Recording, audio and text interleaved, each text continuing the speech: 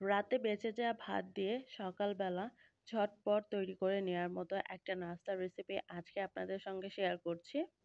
তো নাস্তাটি বানানোর জন্য বাটিতে একটা ডিম নিয়ে নিলাম, ২ থেকে ৩টা কাঁচামরিচ কুচি, একটা পেঁয়াজ কুচি, আর স্বাদ মতো লবণ দিয়ে নিলাম। এরপরে ডিমটাকে খুব ভালোভাবে সবকিছুর সঙ্গে মিশিয়ে নিলাম। আর আমি এখানে নিয়েছি রাতে বেঁচে যাওয়া একদম ফ্রেশ ভাত। আর এই ভাতটাকে দিয়েই আমরা চটজলদি একটা নাস্তা বানিয়ে নেব। তো কড়াইয়ে পরিমাণ মতো সয়াবিন তেল দিয়ে এতে ডিমটা যে হচ্ছে আমরা মিশিয়ে রেখেছিলাম, তো সেই ডিমটা দিয়ে নিলাম। তো দিয়ে একটু ভালোভাবে ৪ সাইড দিয়ে ছড়িয়ে দিলাম। এটাকে উল্টে পাল্টে বেশ কিছুক্ষণ সময় নিয়ে একটু ভেজে নিতে হবে।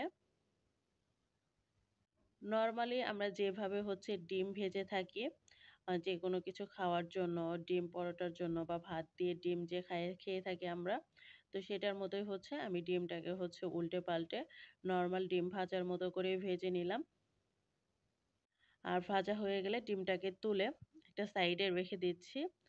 আর এর মাঝে আমি ৩-৪ টা শুকনো মরিচ দিয়ে মরিচটাকে নেড়েচেড়ে ভেজে নেব। তো মরিচটা ভাজা হয়ে গেলে সেটাকেও তুলে একটা সাইডে রেখে দিলাম। আর যে অবশিষ্ট তেল ছিল সেই তেলের মাঝে আমি এই ভাতগুলো দিয়ে নিলাম। রাতে যে বেঁচে গেছিল ভাতগুলো সেই ভাতটা আমি দিয়ে নিলাম। আর স্বাদ মতো লবণ দিয়ে নিলাম। তো এবার নেড়েচেড়ে ভাতগুলোকে ভেজে নিতে হবে আমাদের। অবশ্যই একটু সময় নিয়ে খুব ভালোভাবে ভাতগুলোকে ভাজতে হবে। মিডিয়াম লো আঁচে ভাতটাকে ভাজতে হবে।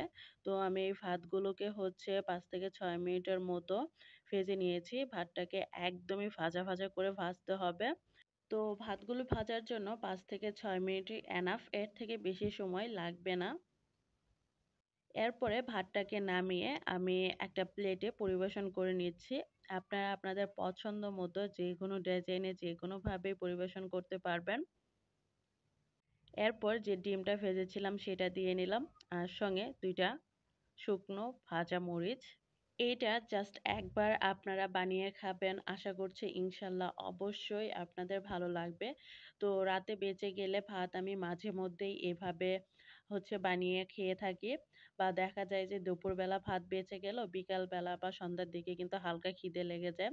তো তখন আমি অল্প পরিমাণে ভাত ভেজে এভাবে হচ্ছে বানিয়ে খেয়ে থাকি। আলহামদুলিল্লাহ অনেক বেশি ভালো লাগে আমার কাছে এটা খেতে। তো ভিডিওটি যদি ভালো লেগে থাকে তাহলে চ্যানেলটি সাবস্ক্রাইব করার জন্য অনুরোধ রইলো। আর একটি কমেন্ট করে জানাবেন কেমন লেগেছে আপনাদের কাছে। আল্লাহ হাফেজ।